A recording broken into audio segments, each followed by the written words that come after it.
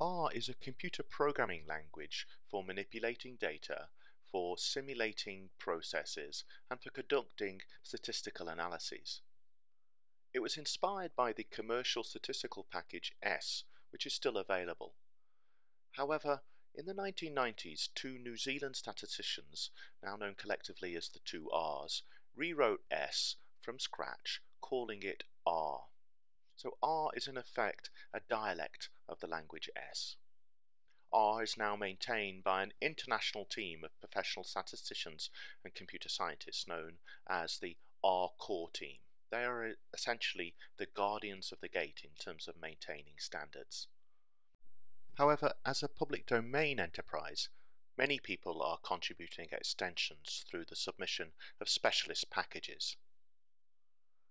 What are the advantages of using R? Well, importantly, it's free, and it's also growing in popularity in that it is now one of the most widely used programming platforms for statistical analysis in the world. It's available in a range of formats, including Windows, Mac, and Linux. There's a growing library of packages, now over several thousand, that have been developed for all sorts of specialist applications, including data visualization and statistics.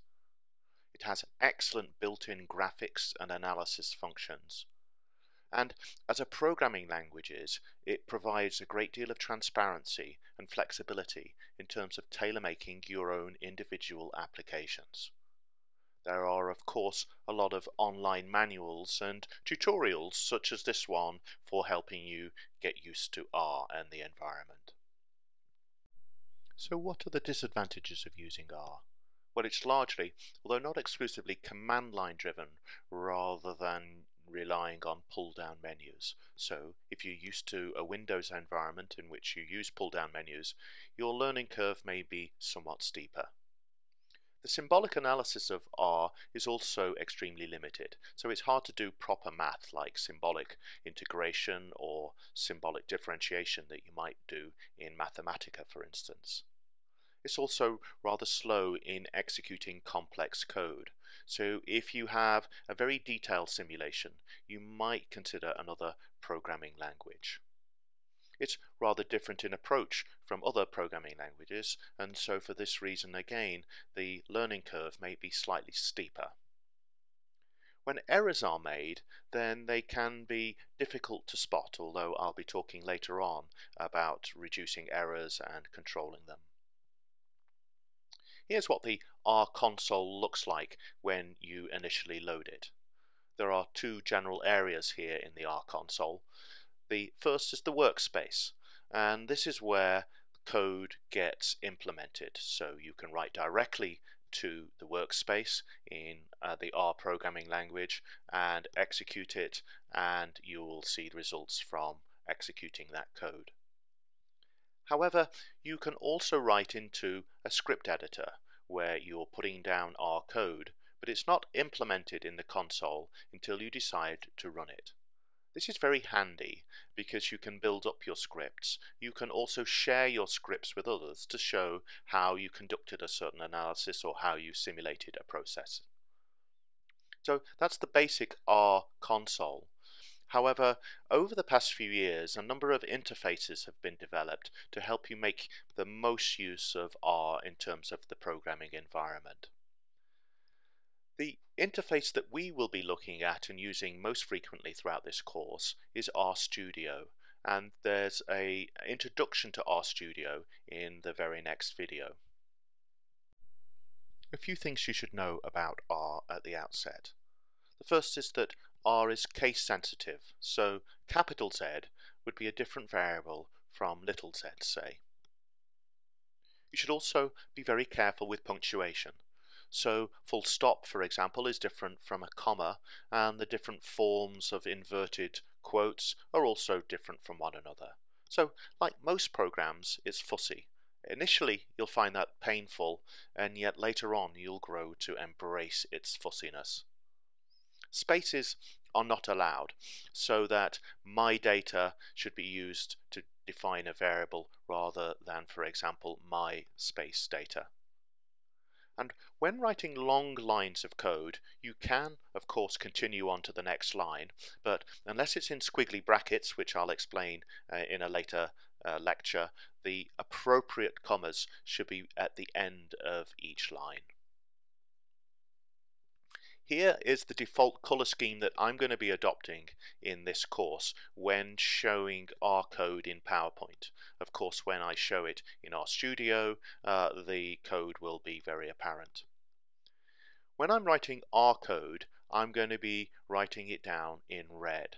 So for example, I could say that A gets 3 plus 2, and that is defining A as 3 plus 2, and the next line is saying what is A, and the output in this case would be 5.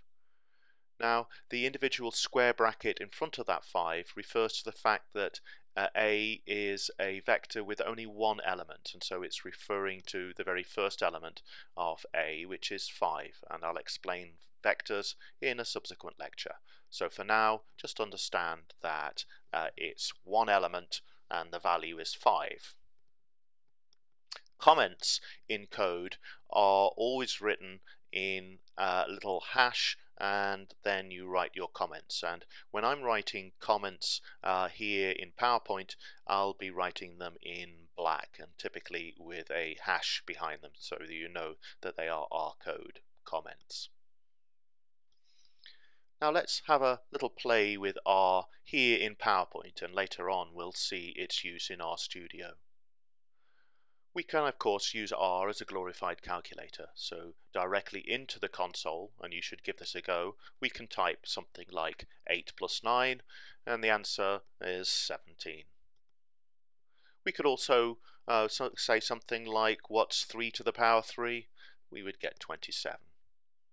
It has extensive library of mathematical functions, so we could say log of 100 to base 10 and the answer is 2.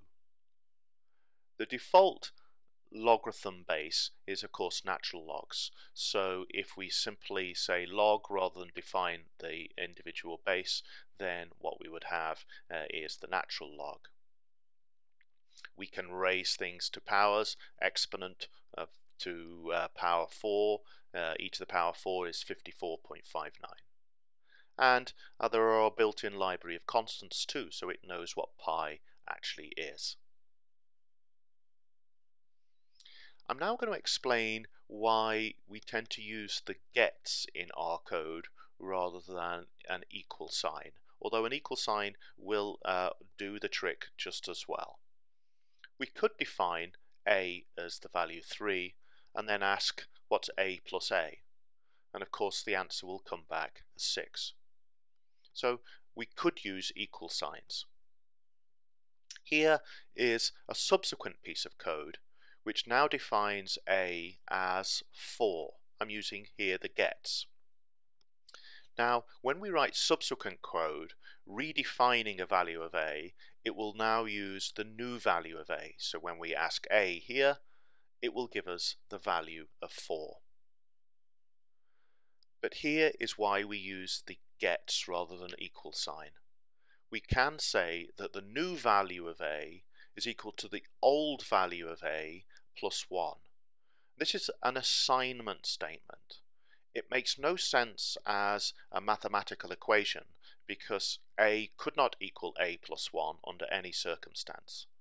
But when we define it as an assignment, we have A gets A plus 1, what is A? And we would get the answer 5 because the old value of A on the right hand side is 4 plus 1 is equal to 5. So I want to emphasize we could use equals throughout. However, because the relationship between an assignment statement and an equation is not exactly a clear-cut equivalence, that's why R coders like to use these get statements. Unlike other computer programming languages, variables that we use do not need to be declared and typed at the outset. In other programming languages, we need to inform the code that we are dealing with an integer, for example, or a real, or a character, or a logical. Here in R, we do not have to do that. It makes assumptions about the type depending on how that variable is first assigned. Thank you for listening to this R Labs tutorial video. If you found this useful, you might be interested in our free online Moodle course, or check out and subscribe to our YouTube channel.